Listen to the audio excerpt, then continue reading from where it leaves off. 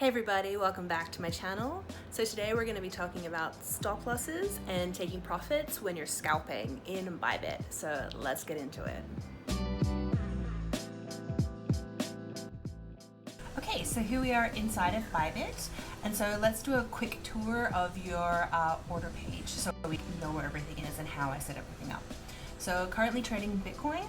I have some of my favorite indicators over here on the actual trading view chart. So here you can select trading view or you can check standard.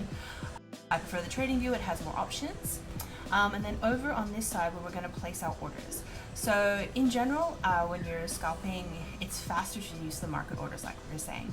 But this can get very expensive because on Bybit, for example, you're getting charged 0.55% per trade. So that's in and out. Each time you trade is a 0.55%. But if you use a limit order, then it's only 0.2%. So it's literally a third of the price.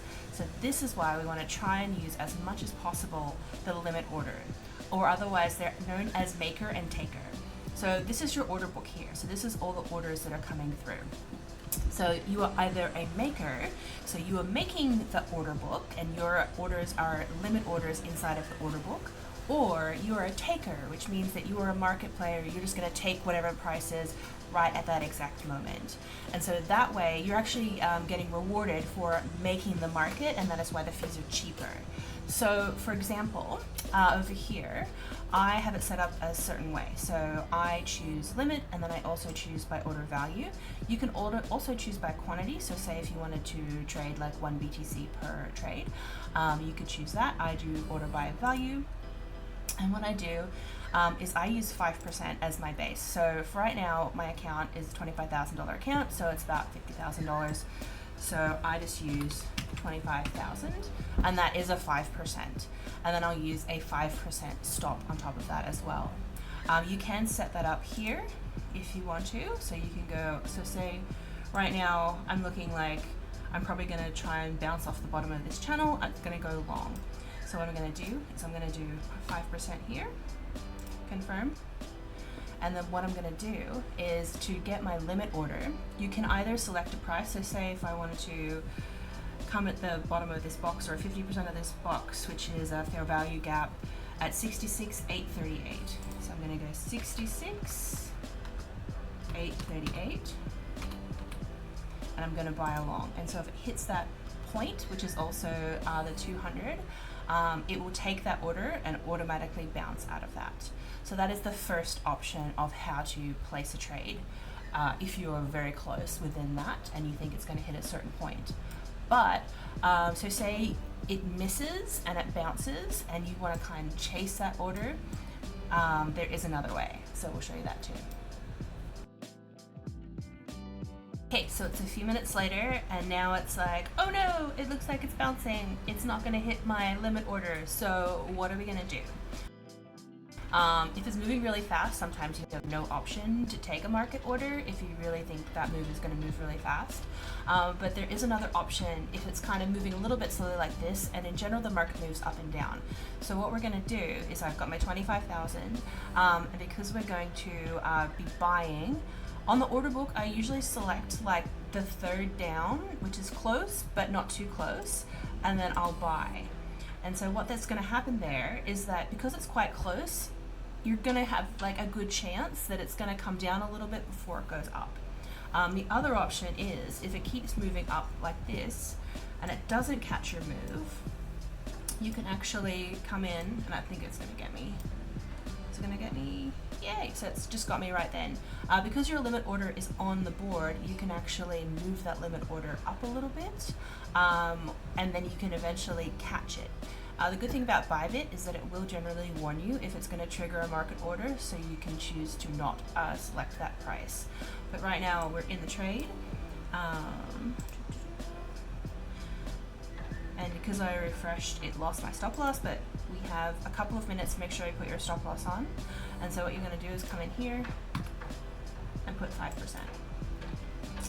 And that's going to have my stop loss, which is just down here. Perfect. It's actually underneath my limit order. And because that limit order is still there, you can actually just delete it because you are now in. And so it's going to confirm Perfect, and now we're in.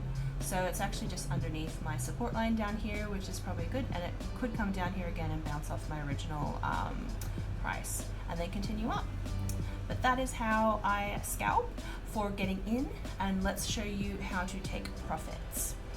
So now we're in our trade. So a lot of people, what they'll do is they'll use their take profit and stop loss. So you can take profits here.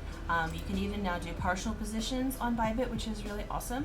But the problem with all of these positions is that they're all taker or market orders. So you're going to get charged those fees if you're using this facility. So what we're going to do is we're going to manually set our limit orders, and then they're going to be our take profits. And because we're then making the market as part of the order book, you are then only being charged the cheaper fees. Right here, this is another one of my areas of interest. So I've got 67,176. So I've got 60,176 as my first area of interest on my scalp. So what I'm going to do is I'm going to sell short, and that's going to create a limit order short above the price. So for limit orders, you can only place shorts above price and longs below price. So this is, you've always got to make sure that you're placing those limit orders. If you're trying to do the opposite, it will trigger a market order at whatever price you are trying to buy at. So there we go. 67.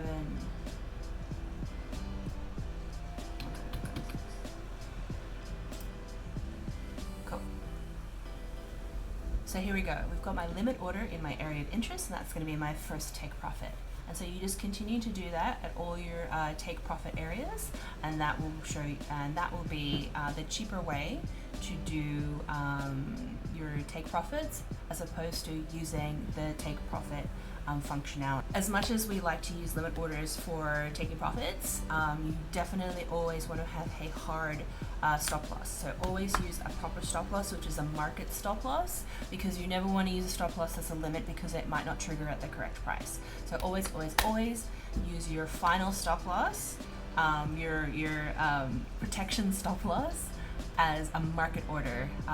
Because you don't want to be relying on limit orders for an actual hard stop loss. I'm gonna prop some more here. So this is the top of my channel. I'm just gonna do 67,363.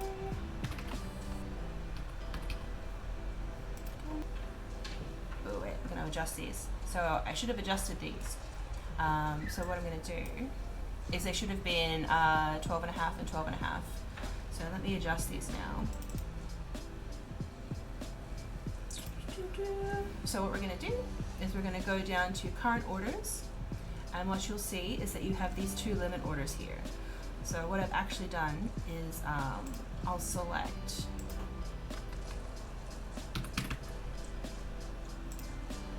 I'm going to select half and then half again. So I'm going to change this to sweet. So there's some other cool functionality of the Bybit platform that you could also use. So say I didn't want to take all my profit at this point over here. What we can do is actually create a trailing stop. So what I'm going to do here is, on this one, I'm only going to take 0.1. Oop. Confirm. And then we're actually going to add a trailing stop.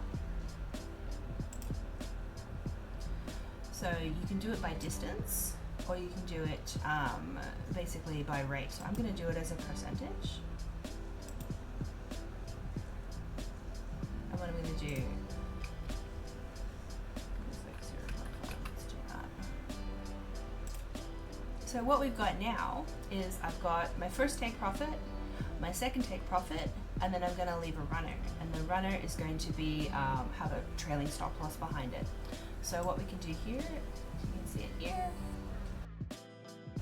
I'm going to move it up to my hard stop, and then basically one or the other is going to get hit. So I'm either going to hit my profit, or it's going to keep going. I'm going to have my stop loss, so I can actually, if I need to leave the computer, if I need to let go away, or if I'm going to sleep.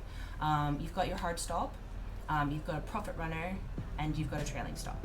So this way you're protected, but you could also keep your profits and not have to worry about your trailing drawdown, because with HyroTrader, your drawdown is a trailing drawdown. So you could go up 10%, but if you drop more than 3% in the one trade of your account, you can actually invalidate your account and lose your account. So if you're ever not watching your trades, a trailing stop is a really good way to protect yourself and to ensure that you're keeping your profits as you go up and not having a really big drawdown on your account. So always take multiple take profits, and then if you are leaving, that's some good advice, is to leave a trailing stop to basically make sure all those profits and gains that you're getting, you're not going to lose by having, say, like even a flash crash or something unpredictable could happen at any time. I mean, this is crypto, right? So always protect yourself, take profits regularly, and if you need to leave, a trailing stop is always a good idea as well.